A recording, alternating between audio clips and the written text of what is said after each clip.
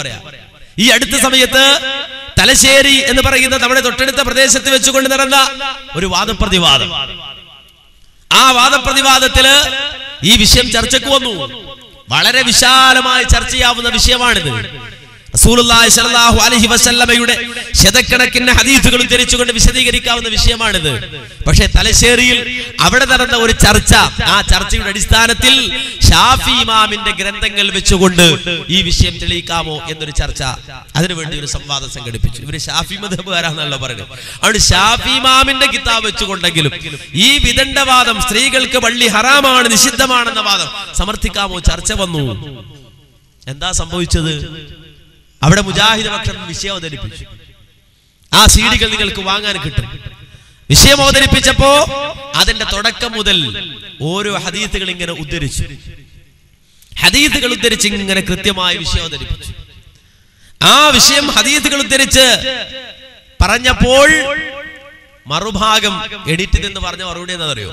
കേട്ടോളൂ നിങ്ങൾ. ഇവിടെ വിഷയാവതരണം കഴിഞ്ഞ് ഇനി ചോദ്യം ചോദിക്കുന്നതിലേക്ക് പോവുകയാണ്. പക്ഷെ ഒരു കാര്യം ഞാൻ ആദ്യമായി പറയും. പണ്ട് കോട്ടക്കലിൽ വെച്ചും കുന്നത്തേരിയിൽ വെച്ചുമൊക്കെ കണ്ടപ്പോൾ ചോദ്യവും വിഷയാവതരണവും ഒക്കെ വിഷയത്തിന്റെ പുറത്തായിരുന്നു. ഞാൻ കരുതി അത് തലശ്ശേരിയിൽ വരുമ്പോൾ മാറ്റം വരുമെന്ന്. പക്ഷെ അതിലേറെ വഷളായിരിക്കുന്നു മുജാഹിദുകൾ. അത് പറയാതിരിക്കാൻ പറ്റില്ല. എന്തുകൊണ്ട്? വിഷയാവതരണം നടത്തിയ കായക്കൊടി മൗലവിക്ക് എന്താണ് വിഷയം എന്നതെന്ന് മറന്നുപോയി എന്നതാണ് സത്യം. ഹദീസുകളിലേക്കും ഖുർആനിലേക്കും കൊണ്ടുപോയി ഇമാം ശാഫിഈ റഹ്മത്തുള്ളാഹി അലൈഹി പറഞ്ഞത് എന്ത് എന്ന് തൽക്കാലം ചർച്ച ചെയ്യപ്പെടാതെ രക്ഷപ്പെട്ടെങ്കിൽ എന്ന് ചിന്തിച്ചതുകൊണ്ടാകണം നമ്മുടെ മൗലവി അങ്ങനെ വിഷയത്തെ മാറ്റിമറിക്കാനുള്ള ഒരു ശ്രമം നടത്തിയത്. പക്ഷേ അനുവദിക്കൂല. നിങ്ങളെ വിഷയത്തിലേക്ക് ഞങ്ങൾ പിടിച്ചു കൊണ്ടുവരികയാണ്. ഞങ്ങൾ പ്രതീക്ഷിച്ചിരുന്നത് ഇമാം ഷാഫിയുടെ ഇബാറത്തുകൾ നിങ്ങൾ വായിക്കണമെന്നായിരുന്നു. പക്ഷേ വിഷയസംബന്ധമായ ഒരൊറ്റ ഇബാറത്ത് പോലും വായിച്ചില്ല, വായിക്കാൻ കഴിഞ്ഞില്ല. ഹദീസുകളോ വാദപ്രതിവാദത്തിന് വ്യവസ്ഥ എഴുതിക്കോളൂ, തലശ്ശേരിയിൽ തന്നെയാവാം. ഹദീസിൽ എന്താണ് പറഞ്ഞത്, ആയത്തിൽ എന്താണ് പറഞ്ഞത്, നമുക്ക് നേരിട്ട് വാദപ്രതിവാദം നടത്താം. അതവിടെ പറയും. ഓരോന്നിനും ഓരോ സമയമുണ്ട്. കണ്ടോ ഇദ്ദേഹം പറയണത്? അതേ വിഷയാവതരണം അത് വിഷയത്തിൽ നിന്ന് പുറത്താണ്. കാരണം എന്താ? ഇമാം ഷാഫി, ആ ഷാഫിയുടെ ഉദ്ധരണികളല്ല വന്നത്, ഹദീസുകളാണ് ഇവിടെ ഉദ്ധരിച്ചത് എന്നാ. സത്യത്തിൽ ഇതെല്ലാം ഷാഫി ഇമാമിന്റെ ഗ്രന്ഥത്തിൽ ഉള്ള ഹദീസുകൾ തന്നെയാണ്. ഇത് ഈ സാധു മനസ്സിലാക്കിയില്ല. അവിടെ മറുപടി വന്നു, വിശദീകരണം വന്നു. കേട്ടോളൂ നിങ്ങൾ. പിന്നെന്താ വലിയ പരാതി? ഞാൻ ഒറ്റ ഇമാം ഷാഫിയുടെ എന്താ നമ്മളെ വ്യവസ്ഥ? അത് മറന്നു മുസ്ലിംമാരോട്. ഇമാം മേൽവാദങ്ങൾ ഇരുവിഭാഗവും ഇമാം ഷാഫിയുടെ ഗ്രന്ഥങ്ങൾ ഉദ്ധരിച്ച് തെളിയിക്കേണ്ടതാണ്. കിതാബ് തിരിയൂന്ന് വിചാരിച്ചിട്ടാ എന്നോട് അങ്ങനെ വായിച്ചു പോയത്. ഇമാം ഷാഫിയുടെ ഗ്രന്ഥങ്ങളിൽ നിന്നല്ലേ ഞാൻ ഉദ്ധരിച്ചത്. ഞാൻ ഉദ്ധരിച്ച ഹദീസ് നോക്കിക്കോ. ഒന്നാമതായി ഞാൻ ഉദ്ധരിച്ച ഹദീസ് ഇമാം ഷാഫി തന്റെ മുസ്നദിലും സുനനിലും ഉദ്ധരിക്കുന്നു. ഒന്നാമത്തെ ഹദീസ് ഇമാം ഷാഫി തന്റെ മുസ്നദിലും സുനനിലും ഉദ്ധരിക്കുന്നു. പിന്നീട് ഞാൻ ഉദ്ധരിച്ച ഹദീസ് ഇമാം ഷാഫി തന്റെ സുനനിൽ ഉദ്ധരിക്കുന്നു. ഞാൻ ഉദ്ധരിച്ച മറ്റൊരു ഹദീസ് ഇമാം ഷാഫിയുടെ സുനനിൽ നിന്ന് വീണ്ടും ഞാൻ ഉദ്ധരിച്ചു. ഇമാം ഷാഫിയുടെ മുസ്നദിൽ നിന്ന് വീണ്ടും ഞാൻ ഉദ്ധരിച്ചു. ഇമാം ഷാഫിയുടെ മുസ്നദിൽ നിന്ന് വീണ്ടും ഞാൻ ഉദ്ധരിച്ചു. ഇമാം ഷാഫിയുടെ സുനനിൽ നിന്ന് വീണ്ടും ഞാൻ ഉദ്ധരിച്ചു. ഇമാം ഷാഫിയുടെ ഉമ്മിൽ നിന്ന്. ഇനി ഏത് വേണം മുസ്ലിയാക്കന്മാരെ നിങ്ങൾക്ക്? എന്നിട്ട് അവസാനം ഞാൻ ഇമാം ഷാഫി പറഞ്ഞത് പറഞ്ഞു. എന്ത്? വൗഹിബ്ബു ശുഹൂദൻ നിസാഇൽ അജായിസ് വഗൈരി റവാത്തിൽ ഹയ്യത്തിസ്സലാ വല്ലഅയാദ വഅന ലിശുഹൂദിഹിന്നൽ അയാദ അശദ്ദു ഇസ്തിഹ്ബാബൻ മിന്നി ലിശുഹൂദിഹിന്ന ഗൈറഹാ മിനസ് സലവാത്തിൽ മക്തൂബാത്ത്. ഞാൻ പണ്ടൊരു കഥ പറയില്ല, നമ്മള് പശുവിനെ എനിക്കൊരു കയറ് വീണിട്ടിട്ടുണ്ട്, അറ്റത്തൊരു പശുവും. കാരണം ആഗ്രഹമുള്ള ആളുകൾ പെടട്ടെ വിചാരിച്ചിട്ടാ. ഇതേമാതിരി ഞാൻ എന്ത് ചെയ്തു? അവസാനത്തൊന്ന് മെല്ലെ പറഞ്ഞു മക്തൂബാത്തിന്റെ കാര്യം. എവിടുന്നാ മുസ്ലിയാരെ മക്തൂബാത്ത് നിസ്കരിക്കല്? എവിടുന്നാ മക്തൂബാത്ത് ജമാഅത്ത് നിസ്കരിക്കുന്നത്? വീട്ടിൽ നിസ്കരിക്കുന്നതിനെ പറ്റിയാണോ ഈ പറഞ്ഞത്? വീട്ടിൽ നിന്ന് നിസ്കരിക്കുന്നതിനെ പറ്റിയാണോ? എന്താ? ഫർള് നമസ്കാരത്തിന്റെ ജമാഅത്തുകളിൽ സ്ത്രീകൾ പങ്കെടുക്കുന്നത് എനിക്കിഷ്ടമാണ്. അതിനേക്കാൾ ഇഷ്ടം ഏതാണ്? പെരുന്നാൾ നിസ്കാരത്തിന് പങ്കെടുക്കുന്നതാണ്. അപ്പൊ മറ്റു നിസ്കാരങ്ങൾക്ക് പങ്കെടുക്കാൻ പാടില്ല എന്നാണോ? മറ്റു നിസ്കാരങ്ങൾക്ക് പങ്കെടുക്കാൻ പാടില്ല എന്നാണോ? നിങ്ങളോട് മറന്നുപോയി. കണ്ടോ? അപ്പോ ഇത് ഏത് ഗ്രന്ഥത്തിൽ നിന്നാണ് ഈ ഹദീസ് ഉദ്ധരിച്ചതെന്ന് പോലും മുയിലാർക്കുമാർക്ക് തിരിഞ്ഞിട്ടില്ല. ഷാഫി മദ്ഹബ് നടക്കാണ്. ഞങ്ങൾ ഷാഫി മദ്ഹബുകാരാണെന്ന് പറഞ്ഞ് നടക്കുന്നത്. പക്ഷെ ഷാഫി ഇമാമിന്റെ ഗ്രന്ഥത്തിൽ നിന്ന് ഹദീസ് ഉദ്ധരിച്ചു. ഇവര് വിചാരിച്ചത് വേറെ ഏതോ ഹദീസ് ഉദ്ധരിക്കായിരിക്കും. ആ വിഷയത്തിൽ നിന്ന് പുറത്താണ് എന്ന് പറയുന്ന തുടക്കം തന്നെ ആവപ്പെട്ടു. അപ്പൊ സ്വാഭാവികമായി ഹദീസുകൾക്ക് മറുപടി പറയണല്ലോ. ഈ ഉദ്ധരിക്കപ്പെട്ട ഹദീസുകൾ, ശതക്കണക്കിന് ഹദീസുകൾ, ആ ഹദീസുകൾക്ക് എന്തുകൊണ്ട് പെണ്ണുങ്ങൾക്ക്, സ്ത്രീകൾക്ക് പള്ളിയിൽ പോയി, അള്ളാഹുവിന്റെ ഭവനത്തിൽ പോയി അള്ളാഹുവിന്റെ അടിമകൾക്ക് നമസ്കാരം, അടിയാത്തികൾക്ക് നമസ്കാരം നിർവഹിക്കാം എന്നതിന്റെ ന്യായങ്ങൾ ഹദീസുകൾ ഉദ്ധരിച്ചുകൊണ്ട് പറഞ്ഞപ്പോ അതിനെ തടയിടാൻ വേണ്ടി പിന്നെ ശ്രമിച്ചെങ്ങനെ? അത് കേട്ടോളൂ നിങ്ങൾ. അള്ളാഹുവിന്റെ റസൂലും അത് തന്നെയല്ലേ പറഞ്ഞത്? അള്ളാഹുവിന്റെ റസൂലിന്റെ അടുക്കൽ വന്ന് നിങ്ങളുടെ മുജാഹിദിന്റെ പുസ്തകത്തിൽ നിന്നാണ് ഞാൻ വായിച്ചത്. ഉമ്മു ഹുമൈദിൻ സഈദ് റളിയല്ലാഹു അൻഹുവിനെ അവിടുന്ന് സൈക്കോളജിക്കലായി തടഞ്ഞു. അതാ എന്ത്, നിങ്ങൾ വരണ്ട, നേരിട്ട് നീ പോ എന്ന് പറഞ്ഞില്ല. ആ സ്ത്രീയുടെ മനസ്സ് അള്ളാഹുവിന്റെ റസൂലിന് അറിയാം. എന്റെ പള്ളിയിൽ നിസ്കരിക്കുന്നത് എത്രയോ ലക്ഷക്കണക്കിന് റക്അത്തുകൾ നിസ്കരിക്കുന്നതിനേക്കാൾ പുണ്യകരമാണെന്ന് അറിയുന്നതോട് കൂടെ തന്നെ ഞാനാണ് ഇമാം നിൽക്കുന്നത്, അബൂബക്കർ റളിയല്ലാഹു അൻഹു നോമ്പ് നിസ്കരിക്കുന്നത് എന്നറിഞ്ഞിട്ട് പോലും നീ വരണ്ട. നിനക്ക് ഏറ്റവും ഇഷ്ടപ്പെട്ടത്, നിനക്ക് ഏറ്റവും പുണ്യത്തിന് വേണ്ടിയിട്ടല്ലേ നീ വരുന്നത്? പുണ്യം നിന്റെ വീടിന്റെ ഉള്ളിന്റെ ആണെന്ന് മനസ്സിലാക്കി ആ മഹദി അവിടെ തന്നെ നിസ്കരിച്ചു. എന്ന് മാത്രമല്ല, മരിക്കുന്നത് വരെ തന്റെ വീട്ടിന്റെ ഉള്ളിൽ ഒരു സ്ഥലം അവിടുത്തെ പ്രത്യേകമായി നിശ്ചയിച്ചുകൊണ്ട് അവിടെയായിരുന്നു മഹദി നിസ്കരിച്ചിരുന്നത്. നോക്കൂ നിങ്ങൾ, ഇതാണ് സഹാബികളുടെ മാതൃക. ഇതാണ് ഖുർആൻ നമുക്ക് പഠിപ്പിച്ചു തന്നത്. ഇതാണ് അള്ളാഹുവിന്റെ റസൂൽ നമുക്ക് പഠിപ്പിച്ചു തന്നത്. ഉമർ റളിയല്ലാഹു അൻഹു, നമുക്കറിയാം അള്ളാഹുവിന്റെ റസൂൽ അബൂബക്കർ റളിയല്ലാഹു അൻഹു ഉമർ റളിയല്ലാഹു അൻഹു പിന്തുടരണമെന്ന് വളരെ കൃത്യമായി നമ്മെ പഠിപ്പിച്ചു. ആ ഉമർ റളിയല്ലാഹു അൻഹു വകാന ഉമറു യക്റഹു ദാലിക, ഉമർ റളിയല്ലാഹു അൻഹു വെറുപ്പായിരുന്നു. കണ്ടോ? അപ്പൊ നബി സല്ലല്ലാഹു അലൈഹി വസല്ലം അനുവദിച്ചിട്ടുണ്ട്, അതൊക്കെ ശരിയാണ്. പക്ഷെ അത് സൈക്കോളജിക്കലായിട്ട് തടഞ്ഞു എന്നാണ്. സൈക്കോളജിക്കലായിട്ട് നബിനെ തടഞ്ഞു മനസ്സിലാക്കണം. പല ഓളജിക്കൽ നമ്മൾ കേട്ട് സൈക്കോളജിക്കൽ എന്താന്ന് മനസ്സിലായില്ല. മറുപടി വന്ന് കേട്ടോളൂ. പിന്നെന്താ, പിന്നെ തടയൽ എങ്ങനെ സൈക്കോളജിക്കലായിട്ട് തടഞ്ഞു? ഉമർ റളിയല്ലാഹു അൻഹു ആരാ? ഉമർ റളിയല്ലാഹു അൻഹു ആരാ? ആതിഖ റളിയല്ലാഹു അൻഹു സഹാബി വനിത. എന്നിട്ട് നബി സല്ലല്ലാഹു അലൈഹി വസല്ലം ഹറാമാക്കിയ ഒരു സംഗതി, ആ സ്വന്തം ഭാര്യയോട് ഹറാമായ തടയപ്പെട്ട സംഗതി സൈക്കോളജിക്കലാണ് അത്രേ. എവിടുന്നാ ഇവരൊക്കെ കിതാബ് മേടിച്ചത്? നിങ്ങളെ മാതിരി കുതന്ത്രവാദിയാണ് ഉമർ റളിയല്ലാഹു അൻഹു എന്ന് വിചാരിച്ചോ? നിങ്ങളുടെ മാതിരി പ്രമാണം കിട്ടിയാൽ അംഗീകരിക്കാത്തവരാണ് സഹാബി വനിതകൾ എന്ന് വിചാരിച്ചോ? കണ്ടോ? അപ്പോ നബി അനുവദിച്ചിട്ടുണ്ട് എന്ന് കിട്ടി, റസൂലുള്ളാഹി അനുവദിച്ചിട്ടുണ്ട് എന്ന് കിട്ടി. ഇവര് പറയുന്നത് ഹറാമാണെന്നാ. അങ്ങനെ ഹറാമാണെങ്കിൽ സൈക്കോളജിക്കലായിട്ടാണോ തടയല്? ഒരാൾ കള്ളുടിക്കുകയാണെങ്കിൽ സൈക്കോളജിക്കലായിട്ടാണോ തടയല്? ഒരാൾ പലിശ വാങ്ങുകയാണെങ്കിൽ സൈക്കോളജിക്കലായിട്ടാണോ തടയല്? ഇതെന്ത് ലോജിക്കലാ? നമുക്ക് മനസ്സിലാകണില്ല. ഇനി മാത്രല്ല, അതുകൊണ്ട് അവസാനിക്കണ്ടോ? ഇല്ല. പിന്നെന്താ പറയണത്? കേട്ടോളൂ. പൊട്ടന്മാർക്ക് അപമാനമാണെന്ന് സ്വന്തം തോന്നുന്നുണ്ട്. അൽഹംദുലില്ലാഹ്, അത് വലിയ കിട്ടൽ തന്നെയാണ്. അപ്പൊ ഞങ്ങൾ സംവാദം കഴിയുമ്പോ നിങ്ങൾ ആരാ നിങ്ങൾ തിരിച്ചറിയുന്നുണ്ട്, വളരെ നന്നാകുന്നുണ്ട്. അതൊന്നും പറഞ്ഞിട്ട് ഞങ്ങളോട് ജയിക്കാൻ കഴിയൂല. കാരണം ഞങ്ങൾ കാന്തപുരത്തിന്റെ മക്കളാണെന്നത് തന്നെയാണ്.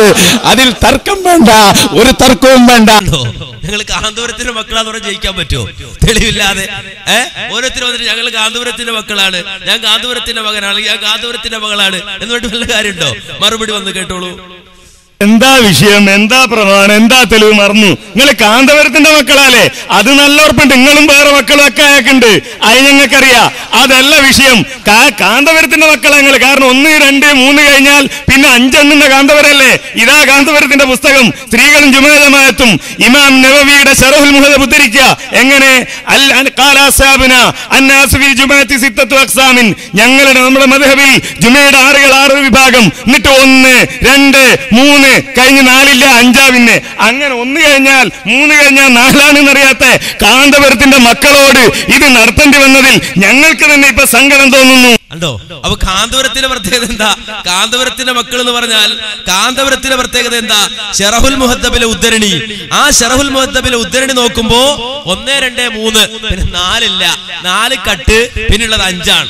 ഈ പുസ്തകത്തിൽ സ്ത്രീകളും ജുമാ ജമാഅത്തും എന്ന് പറയുന്ന പുസ്തകം, ആ പുസ്തകത്തിൽ ശറഹുൽ മുഹദ്ദബിലെ ഉദ്ധരണി, ആ ഉദ്ധരണി തെറ്റിച്ചാണ് ആരുദ്ധരിക്കുന്നത്? കാന്തപുരം ഉദ്ധരിച്ചിട്ടുള്ളത്. കണ്ടോ? എന്ന് പറഞ്ഞ ഇങ്ങനെ എണ്ണിയതിന് ശേഷം 3 കഴിഞ്ഞ് 5 ആണ് ഇങ്ങനെ എണ്ണുന്നത്. ഈ രൂപത്തിൽ കിതാബിൽ കൃത്രിമം കാണിച്ച ആളാണ്. അപ്പൊ മറുപടി പറയാൻ ശ്രമിക്കുന്നത് കേട്ടോളൂ. പിന്നെ കാന്തപുരത്തിന്റെ ബുക്ക് എന്ന് പറയാ. കാന്തപുരം പറഞ്ഞു ഞാൻ ചോദിക്കട്ടെ മൗലവി, നിങ്ങൾക്കുണ്ടോ ജമ്മു വായിച്ചറിയുന്നു, മറ്റ് കിതാബുകൾ വായിച്ച് ജമ്മു നിങ്ങൾ എടുക്ക്, വസാരി സുഹാ എന്ന് പറയും. എവിടെയും ബാക്കി ഉണ്ടോ? ഇല്ല. 501 500 എവിടെ മൗലവി? പോട്ടത്തരം പറയാതെ എന്തെങ്കിലുമൊക്കെ പറയലാണോ? ഞാൻ ചോദിക്കുന്നു, നിങ്ങൾക്ക് നിഷേധിക്കാൻ കഴിയോ? കാന്തപുരം ഉസ്താദ് എഴുതിയ പോലെ ഒരൊറ്റ നുസ്ഖയിലുമില്ല എന്ന് തെളിയിക്കാൻ കഴിയുമോ? ചോദ്യമാണെന്റെ. കാന്തപുരത്തിനാണോ നിങ്ങൾ പഠിപ്പിക്കുന്നത്? കണ്ടോ? അപ്പൊ മൂപ്പര് ചോദ്യം എന്ത്? 1 2 3 പിന്നെ 4 ഇല്ല, പിന്നെയുള്ളത് 5 ആണ്. അപ്പൊ സ്വാഭാവികമായിട്ട് ചോദിച്ചിട്ട് ഇടയ്ക്ക് പറഞ്ഞത് അതെവിടെ പോയി അത് ചോദിക്കുമല്ലോ. അപ്പൊ മൂപ്പര് തിരിച്ചു ചോദിക്കുക 501 500 എവിടെ മൗലവി? 501 ബാർ സോപ്പില്ലേ, അല്ല 500 എവിടെ? അതാണ് ഇവിടുത്തെ ചർച്ച. അതാണ് ഇവിടുത്തെ ചർച്ച. ബാർ സോപ്പാണോ? 501 ഇവിടുത്തെ ചർച്ച അല്ലല്ലോ. ഇവിടെ കിതാബിനിടയില് കിതാബ് ഉദ്ധരിക്കുന്നതിൽ 1 2 3 അതിന്റെ കൊന്നു കാണില്ല. അതെവിടെ പോയി ചോദ്യം. അപ്പോ അതിന് 501 500 ചോദിച്ചാല് മറുപടിയാവോ? അപ്പൊ അതിനെ ന്യായീകരിക്കാൻ ശ്രമിക്കാണ്. അപ്പൊ സംഗതി പിന്നെ മുജാരി പറയണത് അങ്ങനെ ചില കിതാബിലൊക്കെ ചില നുസ്ഖകളിൽ ചില കോപ്പികളില് അങ്ങനെയൊക്കെ ഉണ്ട് വരുത്തി തീർക്കാൻ ശ്രമിക്കണത്. മറുപടി കൊടുത്തു കേട്ടോളൂ.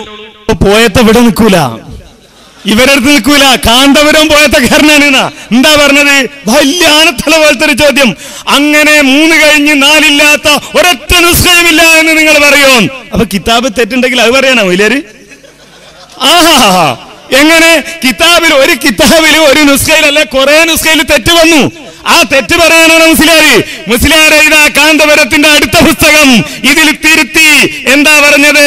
ഇന്ന് നിലവിൽ കാണുന്ന മിക്ക കോപ്പികളിലും മേലുദ്ധരണിയിൽ ചെറിയൊരു മാറ്റമുണ്ട് എന്ന് പറഞ്ഞ് ആ 2 കൊടുത്തു പുതിയ പുസ്തകത്തിൽ കാന്തപുരം. എന്തേ പോയത്തക്കാരെ, നിങ്ങൾക്കെന്ത് പറ്റിപ്പോയി? നിങ്ങളുടെ കാന്തപുരത്തെ പറ്റി നിങ്ങളുടെ അശ്വനി പറയുന്നു പോയത്തക്കാരനാണ്. കാരണം 1 കഴിഞ്ഞ് 2 കഴിഞ്ഞ് 3 കഴിഞ്ഞ് 4 ഒരു കിതാബിന്ന് വിട്ടുപോയി അച്ചടിത്തെറ്റ്. അപ്പൊ കാന്തപുരം അതെടുത്ത് ഉദ്ധരിച്ചു. അതാണോ ചെയ്യേണ്ടത്? അത് ഈ സമുദായത്തിന് മുന്നിൽ മുജാഹിദുകൾ പറയാൻ തുടങ്ങിയപ്പോ കുപ്പായം മാറ്റി പുതിയ പുസ്തകം ഇറക്കി. ആ പുസ്തകത്തിൽ തിരുത്തി കാന്തപുരത്തെ കൊണ്ട് തിരുത്തിച്ചു. ഇൻഷാ അല്ലാഹ് അവിടെ നിന്ന് തുടങ്ങിയിട്ടുണ്ട് തിരുത്തൽ. ആ തിരുത്തൽ ഒരു സ്ഥലത്ത് മാത്രം അവസാനിക്കില്ല. ഒരുപാട് തിരുത്തലുകൾ ഇനിയും നിങ്ങളെ കൊണ്ട് തിരുത്തിക്കും. കണ്ടോ? അപ്പോ തിരുത്തേണ്ടി വന്നു, തിരുത്തിച്ചു എന്ന് പറഞ്ഞു. അപ്പൊ മൂലാര് പിന്നെയും പെട്ടു. കാരണം നേരത്തെ പറഞ്ഞത് അത് ചില കിതാബിൽ തന്നെ ഉണ്ട്, കിതാബിൽ ഉള്ളത് തന്നെയാണ് കാന്തപുരം കൊടുത്തത്. സംഭവിച്ചെന്താന്ന് വെച്ചാല് ഇയാള് ഹുക്കുമ് പറഞ്ഞു വന്നപ്പോ എന്ത് പറ്റി? അത് പെണ്ണിനെ സംബന്ധിച്ചിടത്തോളം ആ പെണ്ണിന്റെ ഹുക്കുമ്, ഒരു പെണ്ണ് പള്ളിയിൽ പോകുന്നതിന്റെ ഹുക്കുമ്, ജുമാക്ക് പങ്കെടുക്കുന്ന ഹുക്കുമ്, അത് ബന്ധപ്പെടുത്തി എങ്ങോട്ട് പോയെന്നറിയോ? ഒരു ഭ്രാന്തന്റെ ഹുക്കുമിലേക്കാണ്. ഭ്രാന്തന്റെ ഹുക്കുമും പെണ്ണിന്റെ ഹുക്കുമും ഒരുപോലെയാണ്. അതിനെ സംബന്ധിച്ച് വിശദീകരിക്കുന്നത് കേട്ടോളൂ. പറഞ്ഞു വന്നത് കാന്തപുരം പുസ്തകം തിരുത്തി. ഇവിടെ പോയി കളയാൻ കാരണം എന്താ? ഇത് വായിച്ചാൽ എന്താ മനസ്സിലാകാൻ നോക്കോ? ഒരു ഫിഖിന്റെ കിതാബ് സാമാന്യമായ വിവരമുള്ള ഒരാൾ വിവരക്കേട് പറയില്ല. എന്താണ്? ജുമുഅ വിഷയത്തിൽ ജനങ്ങളെ 6 വിഭാഗമായി തിരിക്കാമെന്ന് നമ്മുടെ അസ്ഹാബ് പറയുന്നു. ജുമുഅ നിർബന്ധമില്ലാത്തവരും അവരെ കൊണ്ട് എണ്ണം പൂർത്തീകരിച്ച് നടത്തിയാലും അവർ നടത്തിയാലും സാധൂകരിക്കപ്പെടാത്തവരുമാണ് 3ാമത്തെ വിഭാഗം. ഭ്രാന്തൻ, ബോധരഹിതൻ, അപ്രകാരം തന്നെ വകതിരിവെത്തിയ കുട്ടി, അടിമ, യാത്രക്കാരൻ, സ്ത്രീ, നപുംസകം ഇവരാണവർ. സ്ത്രീ ഭ്രാന്തനെ പോലെയാണ് ഹുക്കുമ്. സ്ത്രീ ഭ്രാന്തനെ പോലെയാണോ ഹുക്കും? മുസ്ലിംമാരെ, ഇതൊരു വെറും തെറ്റല്ല, ഒരു അക്കം മാറിപ്പോയതല്ല. ഏത് ജമ്മിലാണുള്ളത് സ്ത്രീ ഭ്രാന്തനെ പോലെയാണെന്ന്? എന്നിട്ടോ ഇത് സ്ത്രീ ഭ്രാന്തനെ പോലെയാണോ എന്ന് മുജാഹിദുകൾ ചോദിക്കാൻ തുടങ്ങിയപ്പോ ഈ പുസ്തകത്തിൽ മാറ്റി. എവിടെ പോയി കാന്തപുരത്തിന്റെ പേരിലുമുള്ള തക്ബീറൊക്കെ മറന്നോ? അങ്ങനെ അത് വരട്ടെ. നിങ്ങൾ സ്തംഭിച്ചു പോകാൻ പാടില്ല, നിങ്ങൾ ഞെട്ടിപ്പോകാൻ പാടില്ല. തക്ബീറുകൾ ചൊല്ലണം. നേരത്തെ കാന്തപുരം എന്ന് പറഞ്ഞപ്പോഴൊക്കെ തക്ബീർ ചൊല്ലിയവർ. അതെ, 1 2 3 5. ഇവിടെയോ 1 2 3 4 5. അങ്ങനെ എണ്ണം വരെ നിങ്ങളെ പഠിപ്പിച്ചത് മുജാഹിദുകളാ. ഉണ്ടോ? അപ്പൊ ഇങ്ങനെ ഒന്ന് കൊടുത്തപ്പോ പിന്നെ മൂപ്പർ എഡിറ്റിട്ട് പറയാണ് അത് തിരുത്തിയതല്ല, വിശദീകരിച്ചതാണ്. മനസ്സിലാക്കണോ? തിരുത്തിയതല്ല, വിശദീകരിച്ചാണിത്. എന്താ വിശദീകരിച്ചത്? അത് മുമ്പ് വന്നത് തെറ്റാണെന്ന് വിശദീകരിച്ചത്. തിരുത്തലല്ല. കേട്ടോളൂ അദ്ദേഹം പറയുന്നത്. കാന്തപുരം ഉസ്താദിന്റെ കറാമത്ത് ഇവിടെ പുലർന്നുകൊണ്ടിരിക്കുകയാണ്. അത് പറയാതിരിക്കാൻ വയ്യ. മൗലവി മനസ്സിലാക്കിയത് ഒരു പതിപ്പ് പുസ്തകം എഴുതിയിട്ട് അടുത്ത പതിപ്പ് പുസ്തകം എഴുതുമ്പോ ഇയാളെ മനസ്സിലാക്കിയത് അത് തിരുത്താണ്. അല്ല, അത് കൂടുതൽ വിശദീകരിച്ചതാണ് മൗലവി. വിശദീകരണവും തിരുത്തും തമ്മിൽ തിരിയാത്ത നിങ്ങള് വെറും ഭ്രാന്തനെ പോലെയാണെന്ന് ഇനി ഞങ്ങൾ പറയേണ്ടി വരുമോ എന്നതാണ് ഞങ്ങളുടെ തർക്കം. നോക്കിക്കോ, കാന്തപുരം ഉസ്താദിന്റെ ബുക്കാണിത്. ഇതിലെന്താ പറഞ്ഞ ഞാൻ വായിച്ചു തരാം കേട്ടോ. ജുമുഅ നിർബന്ധമില്ലാത്തവരും അവരെ കൊണ്ട് പൂർത്തീകരിച്ചു നടത്തിയാലും അവർ സ്വയം നടത്തിയാലും ജുമുഅ സാധൂകരിക്കപ്പെടാത്തവർ, അവ ജുമുഅ സാധൂകരിക്കപ്പെടാത്തവരുടെ കൂട്ടത്തിലാണ് ബഹുമാനപ്പെട്ട കാന്തപുരം ഉസ്താദ് അങ്ങനെ എണ്ണിയത്. പക്ഷേ കാന്തപുരം ഉസ്താദിന്റെ വിവരമില്ലാത്ത നിങ്ങൾക്കുണ്ടോ ഇത് എവിടെ എണ്ണിയതാണെന്ന് അറിയാതെ പോയതിന് ഞങ്ങൾ ഉത്തരവാദികളല്ല. കണ്ടോ? അപ്പൊ നിങ്ങൾ മനസ്സിലാക്കണോ, തെറ്റ് അത് പിടിച്ച് അവസാനം തിരുത്തേണ്ടി വന്ന് തിരുത്തിപ്പിച്ചു. അപ്പൊ പറയാ തിരുത്തിയല്ല വിശദീകരിച്ചാണ്, അങ്ങനെ വിശദീകരിച്ചാണെന്ന് പറഞ്ഞതും അതും കാന്തപുരത്തിന്റെ കറാമത്ത്. കിതാബിലെ തെറ്റിദ്ധരിക്കലേ നിങ്ങൾ മനസ്സിലാക്കണോ, അത് കറാമത്ത്. നമ്മുടെ നാദാപുരത്ത് ഹുസൈൻ സലഫി ഒരു ആയത്തോതിയപ്പോ എന്തോ ഒരു തെറ്റ് സംഭവിച്ചപ്പോ ഈ നമ്മുടെ പേരോട് മുസ്ലിയാർ പറയാ അതും കാന്തപുരത്തിന്റെ കറാമത്താണ്. അപ്പൊ ഇയാളുടെ കറാമത്ത് എന്താ? തെറ്റിക്കല്. ആയത്തോതിയ തെറ്റിക്കല്, കിതാബ് ധരിച്ച തെറ്റിക്കല്, അതാണ് കറാമത്ത്. ഇങ്ങനെ തെറ്റിക്കലും കറാമത്താവോ? നിങ്ങൾ അങ്ങനെ കണ്ടിട്ടുണ്ടോ? ഒരാൾ ആയത്തോതിയ തെറ്റിക്കല് കറാമത്താവോ? കിതാബ് ഉദരണി അത് തെറ്റിക്കൽ, അതാ കറാമത്ത്. അപ്പൊ ഈ തെറ്റിക്കലാണോ കറാമത്ത്? ഇനി മാത്രല്ല തിരുത്തിയതല്ല വിശദീകരിച്ചാണെന്നാ പറഞ്ഞത്. അപ്പൊ വീണ്ടും വിശദീകരണം വന്നു കേട്ടോളൂ. കാന്തപുരത്തിന് നിങ്ങളൊന്നും വിചാരിച്ചാൽ രക്ഷപ്പെടുത്താൻ കഴിയില്ല. കാരണം അങ്ങനത്തെ അബദ്ധത്തിലാണ് അയാൾ പെട്ടത്. ഇത് രണ്ടാം പതിപ്പല്ല, ഇത് വേറൊരു പുസ്തക. എന്തിന് ഞാൻ പറഞ്ഞതാ, വേഷം മാറ്റി ഇറക്കി നോക്കിയതാ. എന്തിനു അങ്ങനെ ഇറക്കേണ്ടി വന്നു? ഇത് വായിച്ചാൽ സാമാന്യ ബുദ്ധിയുള്ള ആരെങ്കിലും മുമ്പിലുണ്ടെങ്കിൽ ആലോചിച്ചോ, സ്ത്രീയും ഭ്രാന്തനും ജുമയുടെ കാര്യത്തിൽ ഒരേ വിധിയാണോ? ലോകത്ത് ഏതെങ്കിലും പണ്ഡിതൻ പറഞ്ഞിട്ടുണ്ടോ ഭ്രാന്തനും സ്ത്രീയും നിസ്കാരത്തിന്റെ കാര്യത്തിൽ ഒരുപോലെയാണ്? നിങ്ങളുടെയൊക്കെ ഭാര്യമാരെയും ഉമ്മമാരെയും സഹോദരിമാരെയും ഭ്രാന്തന്റെ കൂട്ടത്തിൽ ഉൾപ്പെടുത്തിയ കാന്തപുരത്തിന്റെ പേര് കേൾക്കുമ്പോൾ നിങ്ങൾ തക്ബീർ ചൊല്ലുന്നുവെങ്കിൽ നിങ്ങളുടെ ബുദ്ധി എവിടെ പോയി എന്ന് മാത്രമാ ചോദിക്കുന്നത്. എന്നിട്ടോ നബിനയിൽ ഉറച്ചു നിൽക്കണ്ടേ? എന്തിനാ തിരുത്തി രണ്ടാമത് ഇത് പറഞ്ഞത്? എന്തിനാണ് ഇവിടെ കൃത്രിമം കാണിച്ചത്? സ്ത്രീയെ ഭ്രാന്തന്റെ കൂട്ടത്തിൽ ഉൾപ്പെടുത്തി. ഇവിടെ വന്നപ്പോഴോ അത് മാറ്റുകയും ചെയ്തു. കണ്ടോ? അപ്പോ ഈ രൂപത്തിലാണ് ആ അവസ്ഥ. ഇനി അതുകൊണ്ട് അവസാനിച്ചില്ല. നേരെ മറിച്ച് ഷാഫി ഇമാമിന്റെ കിതാബ്, ആ കിതാബിൽ ഉമ്മിൽ തന്നെ പറയുന്നത് ജുമ നിർബന്ധമില്ലാത്ത ആൾക്കാരുണ്ട്. കുട്ടികളെ പോലെ, യാത്രക്കാരെ പോലെ, അതുപോലെ തന്നെ അടിമകളെ പോലെ, ജുമാ നിർബന്ധമില്ലാത്ത ആളുകൾ, സ്ത്രീകളെ പോലെ ജുമാ നിർബന്ധമില്ലാത്ത ആളുകൾ, അവർ ജുമാ നമസ്കാരം കഴിയുന്നത് വരെ ലുഹർ നിസ്കരിക്കാൻ പാടില്ല. ലുഹറിനെ പിന്തിക്കണം എന്നാണ്. ജുമ കഴിയുന്നവരെ അവർ കാത്തിരിക്കണം എന്നാണ്. കാര്യം താൻ ന്യായം പറഞ്ഞത് ലഅല്ലഹു യഖ്ദിറു അലാ ഇത്യാനിൽ ജുമുഅ, അവർക്ക് ജുമാക്ക് പങ്കെടുക്കാൻ കഴിഞ്ഞേക്കാം.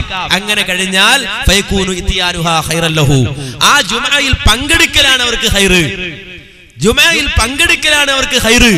അപ്പോ ജുമുഅ നിർബന്ധമില്ലാത്ത സ്ത്രീ, അതുപോലെ തന്നെ യാത്രക്കാരൻ, അതുപോലെ തന്നെ കുട്ടി, ഇത്തരത്തിലുള്ള ആളുകൾ ജുമുഅ കഴിയുന്നത് വരെ നമസ്കാരം നീക്കിവെക്കുക. കാരണം എന്താ? അവർക്ക് ജുമുഅക്ക് പങ്കെടുക്കാൻ കഴിയുമെങ്കിൽ അതാണ് അവർക്ക് ഹൈറ് എന്ന് പറയുന്ന ഒരു ഉദ്ധരണിയുണ്ട്. ഇത് നമ്മൾ പിടിക്കുന്നവർ വിചാരിച്ചിട്ട് ഇവർ തുടങ്ങിയത് തന്നെ, തുടക്കത്തിൽ തന്നെ ഒരു ചോദ്യം. ആ ചോദ്യത്തിന്റെ പോക്ക് നിങ്ങൾ ശ്രദ്ധിച്ചോളൂ. എന്താ ചോദ്യം? ചോദിക്കട്ടെ മുസ്ലിയാര്. കേട്ടോ, ഇതിലെന്താ പറയുന്നത്? ഇമാം ശാഫഈ പറഞ്ഞിട്ടുണ്ടത്രേ, സ്ത്രീകൾക്ക് പള്ളിയിൽ പോകൽ അത്യുത്തമമാണ്, അത്യുത്തമമാണ്. എന്നിട്ടതാ ലഅല്ലഹു യഖ്ദിറു അലാ ഇത്യാനിൽ ജുമുഅ എന്ന ഒരു ഇബാറത്ത് കൊടുത്തിരിക്കുന്നു. എന്റെ ഒന്നാമത്തെ ചോദ്യം, ഈ ഇബാറത്തിൽ നിന്ന് എവിടെയാണ് പെണ്ണുങ്ങൾക്ക് ഉത്തമമാണെന്ന് പറഞ്ഞത്? അത് തെളിയിക്കാൻ വെല്ലുവിളിക്കുന്നു. ആ ചോദ്യത്തിനാണ് മറുപടി പറയേണ്ടത്. അപ്പ വിഷയത്തിന് നിങ്ങളെത്തും. നിങ്ങൾ വിഷയത്തിൽ നിന്ന് മാറിയിട്ട് നിങ്ങൾക്ക് രക്ഷപ്പെടണമല്ലേ? നടക്കൂല മൗലവി. കണ്ടോ, ചോദ്യത്തിന് ഊക്കൊക്കെ നിങ്ങൾ ശ്രദ്ധിച്ചോണം. ശക്തമായ ചോദ്യമാണ്. ചോദ്യത്തിന് ആ ശക്തിയൊക്കെ നിങ്ങൾ മനസ്സിലാക്കണം. എന്താണ്? ലഅല്ലഹു യഖ്ദിറു അലാ ഇത്യാനിൽ ജുമുഅ ഫയകൂനു ഇത്യാനുഹാ ഖൈറൻ ലഹു, അതേ ജുമുഅക്ക് പങ്കെടുക്കലാണ് അവർക്ക് അത്യുത്തമം എന്ന് ഷാഫി സ്വലാഹി അദ്ദേഹം അർത്ഥം കൊടുത്തു. അദ്ദേഹം ആ വാചകത്തിന് അർത്ഥം കൊടുത്തു. അങ്ങനെ അർത്ഥമുണ്ടെന്ന് തെളിയിക്കാൻ വെല്ലുവിളിക്കാണ്. അതിൽ പെണ്ണുപെടുമെന്ന് തെളിയിക്കാൻ വെല്ലുവിളിക്കാണ്. അത് തെറ്റാണെന്ന് പറയാൻ ശ്രമിക്കുകയാണ്. അതുകൊണ്ട് അത് വിശദീകരിക്കണം എന്നാണ്. അതിന് മറുപടി വന്നു. കേട്ടോളൂ മറുപടി. ചോദ്യം എന്താണ്? ഈ പറഞ്ഞ ഇബാറത്തിന് അങ്ങനെ ഒരു അർത്ഥമുണ്ടോ?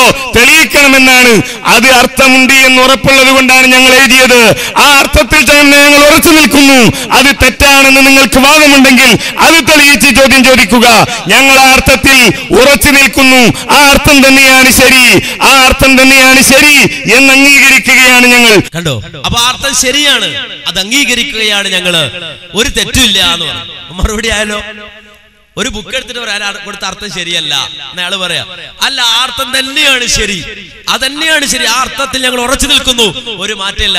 അത്തരത്തിലുള്ള ആളുകൾ ജുമാക്ക് പങ്കെടുക്കുകയാണെങ്കിൽ ആ സ്ത്രീകളടക്കമുള്ളവർ ജുമയിൽ പങ്കെടുക്കലാണ് അത്യുത്തമം എന്ന് ഷാഫി ഇമാം പറഞ്ഞത് ശരിയാണ്, അങ്ങനെ തന്നെയാണ് അതിന്റെ അർത്ഥം എന്ന് പറഞ്ഞു. അപ്പൊ പിന്നെയും ചോദിക്കാതെ ചോദ്യം കേട്ടോളൂ. അർത്ഥം പറഞ്ഞോ മൗലവി? വായിച്ചർത്ഥം പറഞ്ഞോ? ഇബാദത്ത് ഇല്ല, പറയാൻ നിങ്ങൾക്ക് സാധിക്കില്ല, അത് അങ്ങനെ തന്നെയാണെന്ന് പറഞ്ഞാൽ പോരാ, വായിച്ചിട്ട് അർത്ഥം പറയണം, അതാണ് വേണ്ടത്.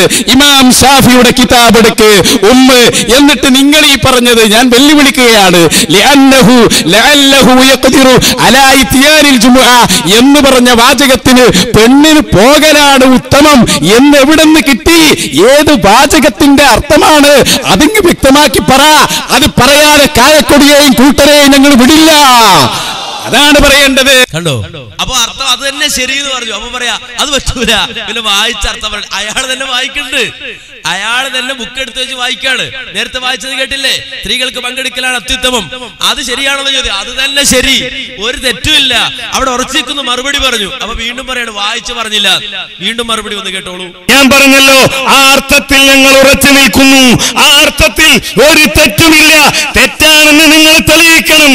ഞങ്ങൾ ആ ഉദ്ധരണി എഴുതി, അതിനിടയിൽ അതിന്റെ അർത്ഥം എഴുതി, അത് തെറ്റല്ല, അതിൽ തെറ്റുണ്ടെങ്കിൽ അത് നിങ്ങളാണ് പറയേണ്ടത് എന്ന് ഞാൻ ആവർത്തിച്ച് ആവശ്യപ്പെട്ടിട്ട് തെളിയിക്കാൻ നിങ്ങൾക്ക് കഴിഞ്ഞിട്ടില്ല. കണ്ടോ?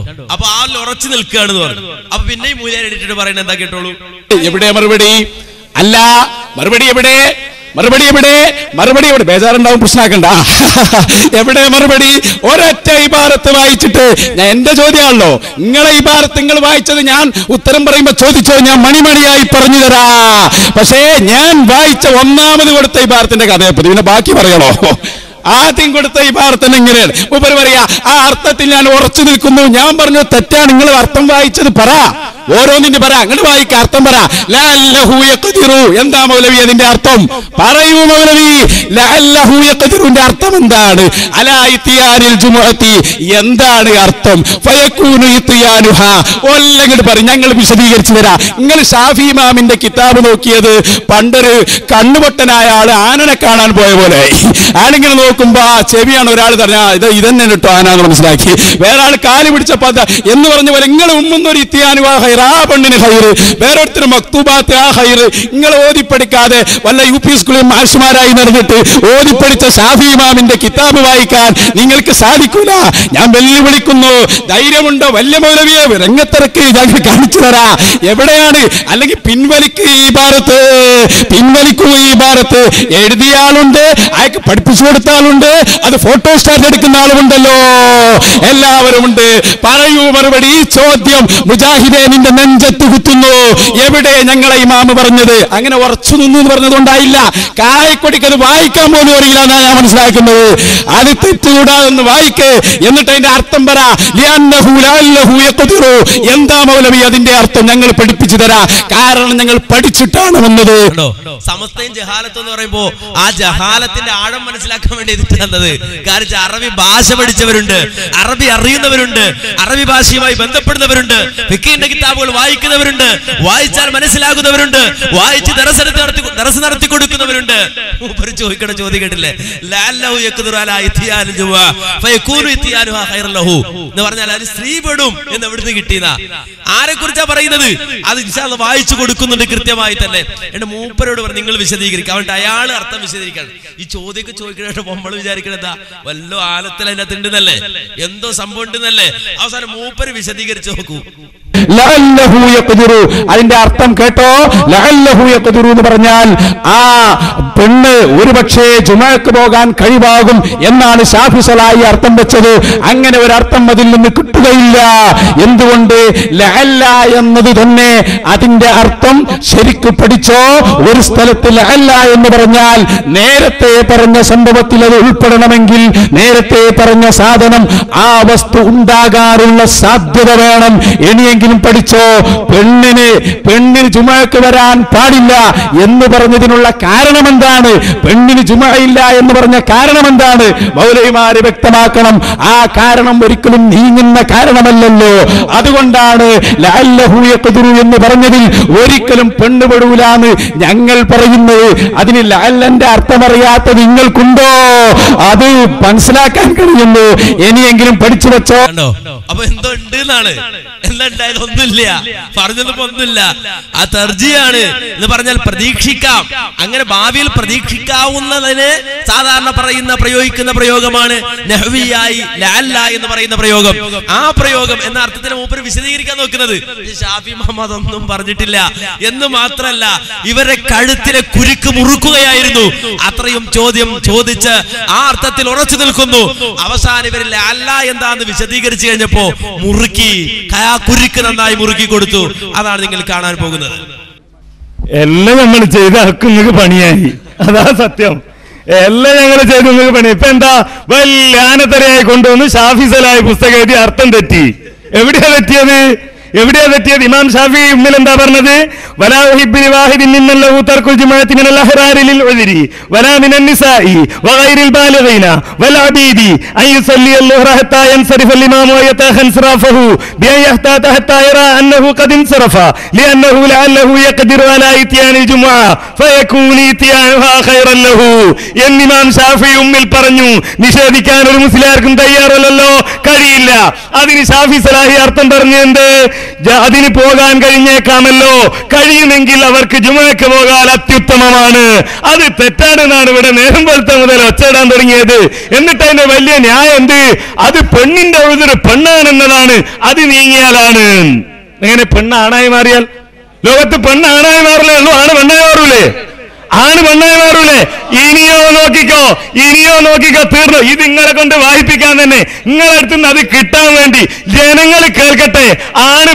പെണ്ണ് ആണായി മാറുന്നു വിചാരിച്ചിട്ടാണ് ഇമാം ഷാഫി ഇത് പറഞ്ഞത് എന്ന അഹിസരിപ്പോയത്വം ഈ നാട്ടുകാർ കേൾക്കട്ടെ. ഞങ്ങൾക്കറിയാം, നിങ്ങൾ പറയും ബഷീർ ഫൈസി വെണ്ണക്കോടൻ എഴുതി വെച്ചു. എന്താ എഴുതി വെച്ചത്? ബഷീർ ഫൈസി എഴുതാണ്, അതേ ഉഴുതുള്ള സ്വതന്ത്ര പുരുഷന് ഉഴുതു നീങ്ങാം, സ്ത്രീ പുരുഷനാവാം, സർജറി വഴി ഇത് നിത്യവാർത്തയായിക്കൊണ്ടിരിക്കുന്നു. കുട്ടി പ്രായപൂർത്തി എത്തിയവനാവാം, അടിമ സ്വതന്ത്രനാവാം. ഈ നിങ്ങളെ തൊള്ളേന്ന് കേൾക്കാൻ തന്നെ ഞങ്ങൾ ഉണ്ടായിരുന്നത്. ഞങ്ങൾ ചോദിച്ചവരെ തെറ്റ്. ഇനി കേട്ടോ, കഴിയുമെങ്കിൽ അഹ്സനിമാർ പരസ്പരം താങ്ങി നിന്നോ, തലകറങ്ങി വീഴണ്ട. എന്താ ബഷീർ ഫൈസി പറഞ്ഞ അർത്ഥം എന്നറിയോ? ജുമുഅക്ക് വരാൻ ഒരു പക്ഷേ അവർക്ക് കഴിഞ്ഞേക്കാം, അപ്പോൾ അതിന് വരലാവും അവർക്കുത്തമം. എന്റെ ഷാഫി സലാഹി പറഞ്ഞ അർത്ഥം എന്താ? ഷാഫി സലാഹി പറഞ്ഞു അതിന് പോകാൻ കഴിഞ്ഞേക്കാമല്ലോ, കഴിയുമെങ്കിൽ അവർ ജുമുഅക്ക് പോകൽ അത്യുത്തമം. ഇവിടെ ബഷീർ ഫൈസി വെണ്ണക്കോട് പറയുന്നതോ ജുമുഅക്ക് വരാൻ ഒരു പക്ഷേ അവർക്ക് കഴിഞ്ഞേക്കാം, അപ്പോൾ അതിന് വരലാവും അവർക്കുത്തമം. തീർന്നില്ലേ സഹോദരന്മാരെ സംവാദം? കഴിഞ്ഞില്ലേ? നിങ്ങൾ തന്നെ പറഞ്ഞു ഇമാം ഷാഫി അത്യുത്തമമാണെന്ന് പറഞ്ഞു, ഇമാം ഷാഫി ഉത്തമമാണെന്ന് പറഞ്ഞു. അത് നിങ്ങൾ അംഗീകരിച്ചു. അത് തന്നെയാണ് ഞാൻ ഒന്നാമത് മുതൽ വായിച്ച് കേൾപ്പിച്ചത് നിങ്ങളെ. എന്ത് ഇമാം ഷാഫി പറഞ്ഞതെന്താ കേട്ടോ നിങ്ങൾ? ഇമാം ഷാഫി ഈ വിഷയത്തിൽ പറഞ്ഞത് ഒരു വരി മുകളിൽ നിന്ന് ഞാൻ വായിക്കട്ടെ. ഒരു പെണ്ണ് ജുമുഅക്കോ പെരുന്നാൾ നിസ്കാരത്തിനോ വന്നാൽ അതേപോലെ തന്നെ അടിമകളും യാത്രക്കാരും വന്നാൽ നാട്ടിൽ താമസിക്കുന്ന പുരുഷന്മാരെ പോലെ തന്നെയാണ് ആ പെണ്ണും.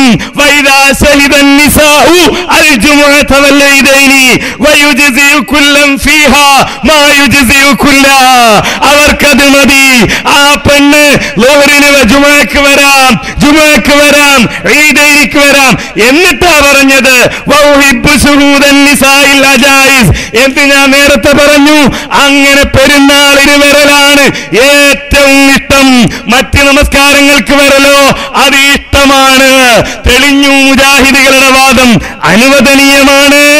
കൂലി കിട്ടുന്ന കാര്യമാണ്, കൂലി കിട്ടാത്ത കാര്യമാണോ? ഇവിടെ പറഞ്ഞ അങ്ങനെ തന്നെ ഒരു പെണ്ണ്. അങ്ങനെയാണ് എല്ലാ വെള്ളിയാഴ്ചയും ഈ സഹസനമാരുടെ ഭാര്യമാർക്കൊക്കെ ഇത് ചെക്ക് ചെയ്യലാവല്ലോ പണി. മാറിയോ മാറിയോ മാറിയോ, എന്ത് പോയത്തമാണ് മുസ്ലിയാക്കന്മാര്. ഏറ്റവും ചുരുങ്ങിയത് നിങ്ങളെക്കാൾ കിതാബുകൾ ഓതിയിട്ടുണ്ടാവും. സാമാന്യ ബുദ്ധിയുള്ള കുറെ മനുഷ്യന്മാർ മുന്നിലിരിക്കില്ലേ, ആ ഒരു ബോധമെങ്കിലും വേണ്ടേ? കണ്ടോ എന്ത് വിഡിത്ത. ഷാഫി ഇമാമിന്റെ കിതാബിന് അർത്ഥം പറയാണ്, എന്ത് പെണ്ണാണായ പോകാം. ഇതിന്നോടിങ്ങല്ല, വളരെ മുമ്പേ തുടങ്ങിയിട്ടുണ്ട്. പണ്ട് കേസിയും അതുപോലെ തന്നെ ഹസൻ മുസ്ലിയാരും തമ്മിൽ വാദപ്രയോഗം നടത്തുമ്പോ ഹസൻ മുസ്ലിയാർ ഇതേ വാദം, അതായത് ജുമയുടെ സമയം വരെ സ്ത്രീ ഇങ്ങനെ ഇരിക്കുക, അതുവരെ എന്തെടുക്കാൻ പാടില്ല, പിന്നെ ജുമ കഴിയുന്നത് വരെ സ്ത്രീ ഇരിക്കുക. കാരണം വെച്ചാല് അവള് ദുരസ്കരിക്കാൻ പാടില്ല. കാരണം എന്താ, ഇതിനിടയിൽ പെണ്ണാണായാലോ അപ്പൊ കേസ് ചോദിച്ചത് എന്താ, ഏകപക്ഷീയല്ലോ, ഒരു പാലിട്ട് അങ്ങോട്ടും ഇങ്ങോട്ടും പാടല്ലോ, നേരെ തിരിച്ച് സംഭവിക്കാലോ. അപ്പോ പള്ളിയിലെ മെമ്പറിൽ നിൽക്കുന്ന ഖത്തീബ്, ആ ഹുത്തുബ ചോദിക്കുന്ന ഖത്തീബ് പെണ്ണായാലോ? അപ്പൊ എന്ത് ചെയ്യൂ? മൂല്യർക്കാണെങ്കിൽ ഒന്നും ചെയ്യാനും പരിശോധിക്കാനും പറ്റൂല. കാരണം ഒരു കൈ വാളും മറ്റേ കൈ കിതാബുമാണ്. അപ്പൊ ആകെ കുടുങ്ങൂലേ. അപ്പൊ ഈ രൂപത്തിലാണ് മുസ്ലിയാക്കന്മാര് കിതാബ് ഓതിയത്. ഇനി മനസ്സിലാക്കണോ, ഇനി ആ മൂല്യര് പറയുന്ന വിഡിത്തകൾ കേട്ടുള്ളൂ. കിതാബ് ഓതിയവർ, ഈ നാട്ടിൽ വിവരമുള്ള ആളുകൾ, അവർ കേട്ടോളൂ, ഇയാൾ പറയുന്ന മറുപടി കേട്ടോളൂ. എങ്ങനെയാ വിഷയം തീരുമാനായത്? ആ പെണ്ണ് ആണായാൽ പോകാം. യോഹമൗലവി, ഇതേതാ വിഷയം? ഇയാൾ ഏത് ലോകത്താകുന്നു? പെണ്ണ് ആണായാൽ പോകാമെന്നത് ഞങ്ങൾക്ക് തർക്കമുണ്ടോ? എന്ത് പോയത്തമാണ് ഈ പറയുന്നത്? ചങ്ങാതിമാരെ, കായക്കൊടിയുടെ ഭാര്യ ആണായിട്ടാണോ പള്ളിയിൽ പോകാറുള്ളത്? കൂടെ കിടക്കുമോ എന്ന് ആലോചിക്കണം. സാധനം ആണായിട്ടുണ്ടോ എന്ന് അത് പരിശോധിച്ചിട്ട് മതി. ബാക്കിയാരോ അത് പറയിപ്പിക്കാൻ തന്നെയാണ് ഞങ്ങളിൽ അല്ല വായിപ്പിച്ചത് കേട്ടോ. അതാണ് ഞങ്ങൾ പറഞ്ഞത്. ഇപ്പൊ മനസ്സിലായി, അൽഹംദുലില്ലാ. ഇതിന് തന്നെയാണ് ഞങ്ങൾ പണിയെടുത്തത്. എന്താ പറഞ്ഞതെന്നറിയോ? നിങ്ങൾ വായിച്ചു പറഞ്ഞു, ലഅല്ലയുടെ അർത്ഥം ഞങ്ങൾ പഠിപ്പിച്ചു. അപ്പൊ നിങ്ങൾ എന്താ പറഞ്ഞത്? പെണ്ണ് ആണായാൽ. അപ്പൊ ഒരു കാര്യം മനസ്സിലായി, ജുമുഅക്ക് പെണ്ണിന് പോകണ്ട. എന്തുകൊണ്ട് പോകണ്ട? പെണ്ണായതുകൊണ്ട്. ആണായാൽ പോകാം. കണ്ടോ, ആണായാൽ പോകാം. ഇതാണ് ഷാഫി പറഞ്ഞത്. എന്നാ കേട്ടോ മറുപടി. അതിന് മറുപടി അവിടുന്ന് തന്നെ കൊടുത്തത് കേട്ടോളൂ. പോയത്തക്കാരെ, നിങ്ങളുടെ കാര്യം വല്ലാത്ത കഷ്ടം തന്നെ. അപ്പൊ പെണ്ണ് ആണായി മാറിയാൽ ഉത്തമാണോ? നിർബന്ധമില്ലേ? ആണിന് ജുമഅക്ക് പോകലും നിർബന്ധമില്ലേ? ഒരു പെണ്ണ് ആണായി മാറി, ആ ആണിന് ജുമഅക്ക് പോകലും നിർബന്ധമല്ലേ? ഖൈറാണോ? എവിടെ നിന്നാണ് വിവരക്കേട് പഠിച്ചത്? നിങ്ങൾ എവിടെ നിന്നാണ് വിവരക്കേട് മനസ്സിലാക്കിയത്? എന്താ പറഞ്ഞത്? ഇമാം ഷാഫിയുടെ കിതാബെന്ന് കിട്ടൂല. അപ്പൊ ബഷീർ ഫൈസി എന്ത് ചെയ്തു? സർജറി നടത്തി. അതേ ഉദുറുള്ള സ്വതന്ത്ര പുരുഷന് ഉദുറ് നീങ്ങാം, സ്ത്രീ പുരുഷനാകാം സർജറി വഴി. ഇത് നിത്യവാർത്തയായിക്കൊണ്ടിരിക്കുന്നു. അപ്പൊ നിത്യവാർത്തയനുസരിച്ച് ഒരു സ്ത്രീ സർജറി നടത്തി പുരുഷനായാൽ ആ പുരുഷന് ജുമ നിർബന്ധമില്ലത്രേ. പൊട്ടപ്പോയത്തക്കാരെ, നിർബന്ധമില്ലെന്നാണോ? ഇനിയും നോക്ക്, കുട്ടി പ്രായമെത്തിയവനാകാം, അപ്പോഴും ഉത്തമാണോ? ഒരു കുട്ടി പ്രായമെത്തിയവനായി, അപ്പോഴും ഉത്തമമേ ഉള്ളൂ. അതെന്നെ മൊയ്ലാമാര് ജുമകരിക്കില്ല എന്നാരോ പരാതി പറഞ്ഞത്. ഈ മൊയ്ലാമാരെ ചിലരെയൊക്കെ ചില പള്ളിയിൽ നിന്നൊക്കെ പുറത്താക്കിണ്ടത്രേ നിസ്കരിക്കാത്തതുകൊണ്ട്. എന്താ കാരണം? ഇതാ മസല. എന്ത്? കുട്ടി പ്രായപൂർത്തിയായവനായാൽ എന്ത് വേണ്ട? ജുമ നിർബന്ധമില്ല, ഉത്തമേ ഉള്ളൂ.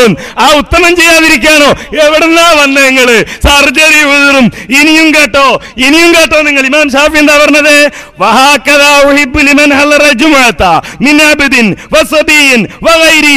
ഇങ്ങനെയാണ് പോകേണ്ടത്. മര്യാദകൾ പറയാ. അടിമ, കുട്ടി, ഇവരൊക്കെ ഇങ്ങനെ പോകണം. ഇല്ല നിസ, പെണ്ണുങ്ങൾ അങ്ങനെയല്ല.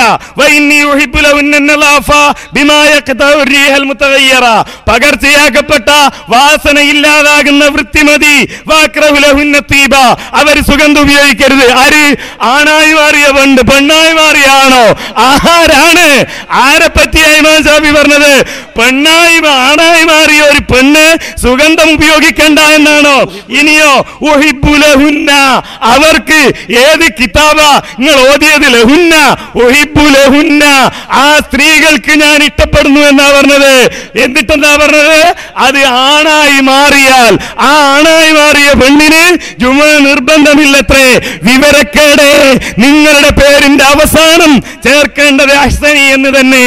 മുജാഹിദുകളെ സംബന്ധിച്ചിടത്തോളം ഞാൻ പറഞ്ഞു, ഞങ്ങളുടെ നിലപാട്. ഇമാം നവവി പറഞ്ഞു വഖദ് സബതത്തിൽ അഹാദീസ് വഖദ് നഖല ഇബ്നുൽ മുൻദിർ വഗൈറുഹു. ഇമാം ഇബ്നുൽ മുൻദിറും മറ്റുള്ളവരും റിപ്പോർട്ട് ചെയ്യുന്നു അൽ ഇജ്മാ, ഇജ്മാ ഉണ്ട് എന്ത് അലാ അന്നഹാ ലൗ ഹലറത്, ഒരു സ്ത്രീ അവൾ വന്നു വസല്ലത്തിൽ ജുമുഅ, ജുമുഅ നിസ്കരിക്കുകയും ചെയ്താൽ ജാസ, അവർക്കത് മതിയാകും, അത് അനുവദനീയമാണ്, മതിയാകും. വഖദ് സബതത്തിൽ അഹാദീസു സഹീഹത്തുൽ മുസ്തഫീദ, കൊട്ടക്കണക്കിന് ഹദീസുകൾ ഈ വിഷയത്തിൽ സ്വഹീഹായി വന്നിരിക്കുന്നു. എന്ത് അന്നന്നിസാ, ആണായി മാറിയ പെണ്ണല്ല, പെണ്ണ് തന്നെയാണ്. കുന്ന യുസല്ലീന, അവർ നമസ്കരിച്ചിരുന്നു ഖൽഫ റസൂലില്ലാ, റസൂലുള്ളാഹിയുടെ പുറകിൽ, ഫീ മസ്ജിദിഹി, റസൂലുള്ളാഹിന്റെ പുറകിൽ, ഖൽഫ റിജാലി, ആണുങ്ങളുടെ പുറകിലായി റസൂലുള്ളാഹിന്റെ പള്ളിയിൽ പെണ്ണുങ്ങൾ നിസ്കരിച്ചിരുന്നു എന്നതിന് കൊട്ടക്കണക്കിന് ഹദീസുകളുണ്ട്, കൊട്ടക്കണക്കിന് ഹദീസുകളുണ്ട്. ഇമാം ശാഫിഈ ഞങ്ങളോട് പറഞ്ഞു ആ ഹദീസാണ് നിങ്ങൾ സ്വീകരിക്കേണ്ടത്, നിങ്ങൾക്കത് സ്വീകരിക്കാൻ കഴിയില്ല, അതുകൊണ്ട് നിങ്ങൾ പെണ്ണിനെ ആണാക്കി മാറ്റേണ്ടി വന്നു, വേഷപ്രച്ഛന്നരാക്കേണ്ടി വന്നു, തക്കം നോക്കിപ്പോവേണ്ടി വന്നു. അങ്ങനെ പലതും നിങ്ങൾ നോക്കി അതിന്റെ ദുരന്തവും ഈ സമുദായം അനുഭവിക്കേണ്ടി വന്നു.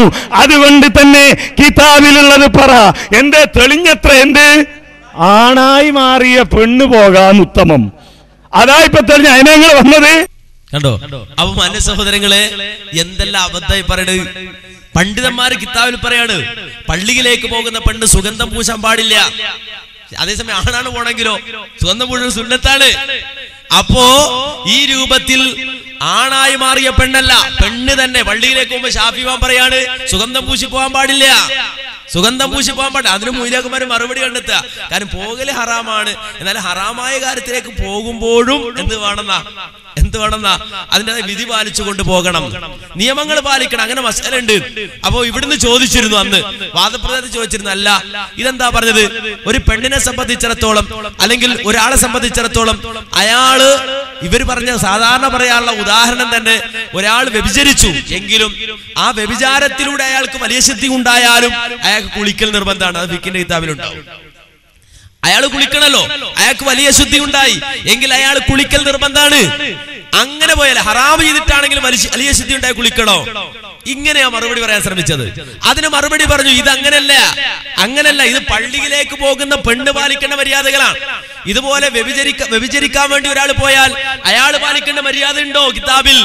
വ്യഭിചരിക്കാൻ പോകേണ്ട ആള് അയാള് 20 സുഗന്ധം പൂശണം, വെള്ളവസ്ത്രം ധരിക്കണം, അങ്ങനെയല്ലേ ഹുക്കുമുകൾ പറഞ്ഞിട്ടുണ്ടോ എന്ന് അന്ന് ചോദിച്ചിരുന്നു. അപ്പൊ ഇവർക്ക് മറുപടി ഇട്ടില്ല. പിന്നെ അത് കഴിഞ്ഞിട്ട് ഒരു മുസ്ലിയാര്, ഒരു അസരി, അദ്ദേഹം കിതാബ് വരച്ചിട്ട് കണ്ടെത്തി അതിന് ഹുക്കുമുണ്ട്, ഫിഖിന്റെ കിതാബിൽ ഒരു ഹുക്കുമുണ്ട്. കാരണം വ്യഭിചാരത്തിന് വേണ്ടി ഒരു സ്ത്രീയെ കൊണ്ടുപോകണമെങ്കിൽ അവളുടെ കാല് മറച്ചോണ്ട് വേണം പോകാൻ, തലയും മറച്ചോ കുഴപ്പമില്ല, കാരണം ആള് കാണൂലല്ലോ. അതും